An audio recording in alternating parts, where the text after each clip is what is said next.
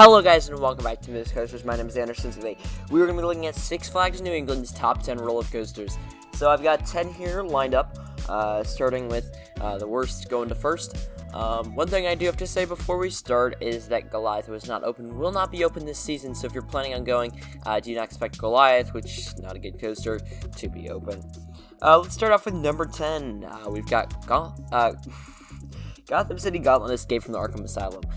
That ride is a mouthful and is even worse than the name. It has no fun part to it. It was rainy, so it was probably going faster than usual, and it just made the ride worse.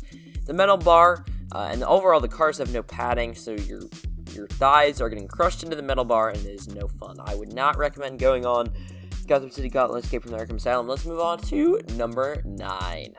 Number 9 here is Catwoman Whip. Somehow it's better than Wild Mouse, which is like 30 feet taller. Catwoman Whip was not a horrible ride. It just wasn't great. It's not meant to be a great ride. I've definitely checked it out.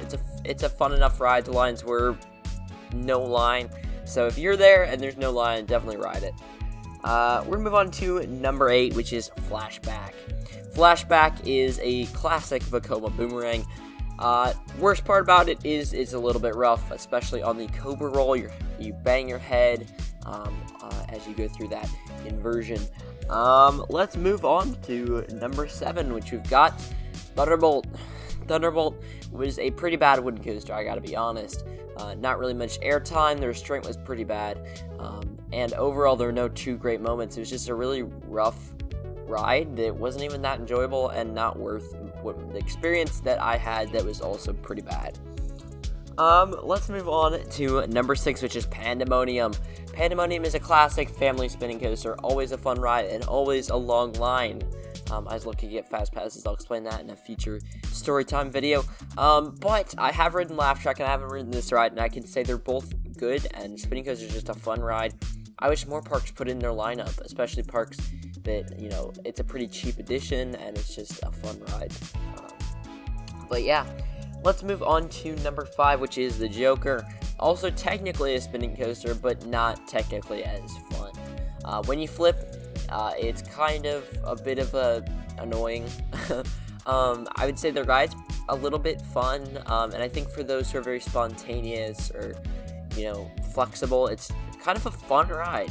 And I know that's kind of weird to say, but it definitely goes with your personality. If you're somebody who's very, strict, you like things on the money, then you're not going to like this because it's, so spontaneous. You're flipping at random moments. I think it's definitely an enjoyable ride, and I think most people would definitely find it fun. For some coaster enthusiasts, I see their point, and you definitely shouldn't ride it if you're not a fan of these. Number 4 is Riddlers Revenge. It is an SLC, I know, but and it is my first SLC, so that's part of it. But when you're flipping, it's not actually that bad, and I think people, maybe get mad at it when they shouldn't. This ride is pretty fun. The flipping is a good experience. I think, or not flipping, sorry. The inversions are a good experience, and I think for most people, it's a pretty fun ride. Negatives, the restraints, it's like a teensy bit rough, but it's not too noticeable. If anything, you feel like you're gonna die more than you feel like the train, then you feel like it hurts. So, number 3 is Batman The Dark Knight.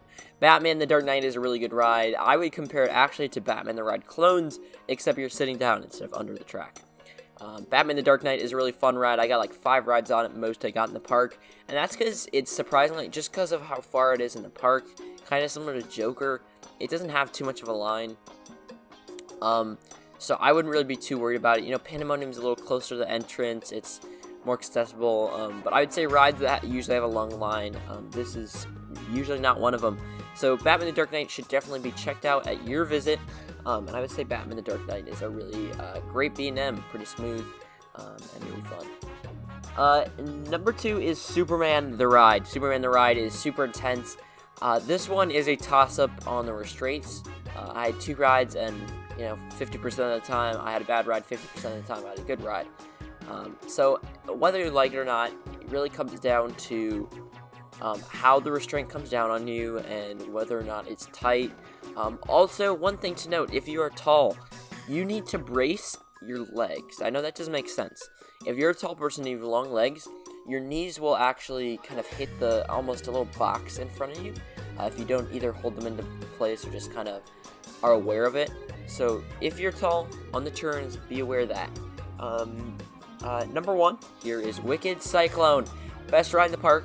You got some great inversions, great airtime, a lot of elements. I rode it front row, first ride of the day, and it was still enjoyable. I've heard it's really weak in the beginning of the day. I also got a rain ride on it, so that's pretty fun. And overall, this ride's just a package of airtime, inversions, and awesomeness in one little RMC box. So that's going to be it on our top 10 coasters here at Six Flags New England. If you've not ridden any of these, you should check out definitely the top 5 or so, top 4 or so. But besides that, definitely visit this park, and I'll see you guys in a future video. Watch more of my videos. Anyway, goodbye.